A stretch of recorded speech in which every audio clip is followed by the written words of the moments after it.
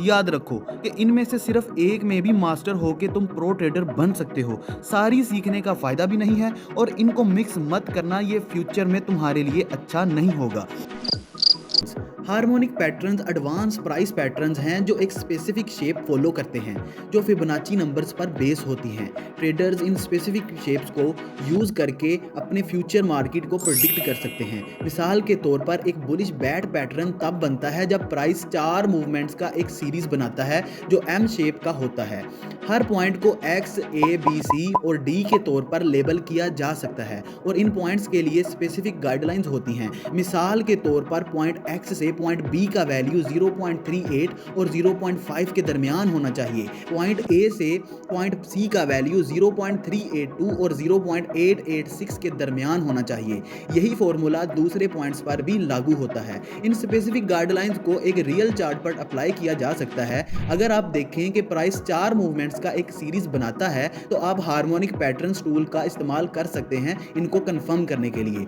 अगर प्राइस जो फॉर्म हुआ है पैटर्न्स की गाइडलाइंस के मुताबिक हो तो आप पैटर्न्स के मुताबिक पोजीशन ले सकते हैं। हार्मोनिक पैटर्न को बहुत सारे टाइप्स हैं जिनमें से नोटेबल, बटरफ्लाई, बैट, क्रैब।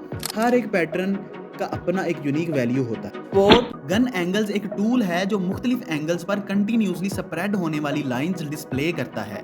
ये लाइंस पॉसिबल की लेवल्स के तौर पर काम कर सकती हैं और ट्रेंड की स्ट्रेंथ को मेजर करने के लिए भी मदद करती हैं। अगर प्राइस टूल के स्टीप एंगल्स के अंदर मूव करे तो इसका मतलब है कि ट्रेंड स्ट्रॉन्ग है और अगर प्राइस शैलो एंगल्स के अंदर मूव करे तो इसका मतलब है ट्रेंड वीक है।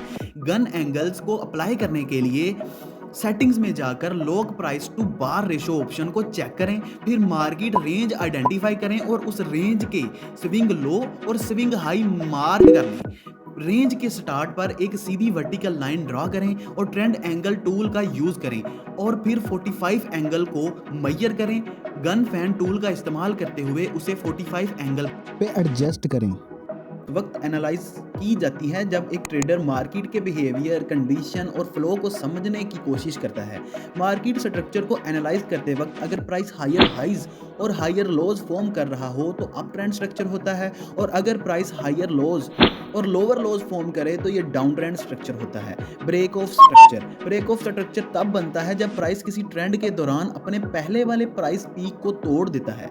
मिसाल के तौर पर अगर प्राइस हायर हाइज और हायर लोज फॉर्म करे और पहले वाले हाई को तोड़ दे तो इसे ब्रेक ऑफ स्ट्रक्चर कहा जाता है। चेंज ऑफ करैक्टर, चोक भी कहते हैं इसको। चेंज ऑफ करैक्टर तब होता है जब प्राइस किसी ट्रेंड के दौरान पहले वाले स्ट्रक्चर को तोड़ दे जो अक्सर उस ट्रेंड के रिवर्सल का इशारा करता है। मिसाल के तौर पर अगर प्राइस हायर हाइज और हायर लोज फॉर्म कर रहा हो और फिर पहले वाले लो को तोड़कर लोअर लो फॉर्म करे तो इसे चेंज ऑफ करैक्टर कहा जाता है।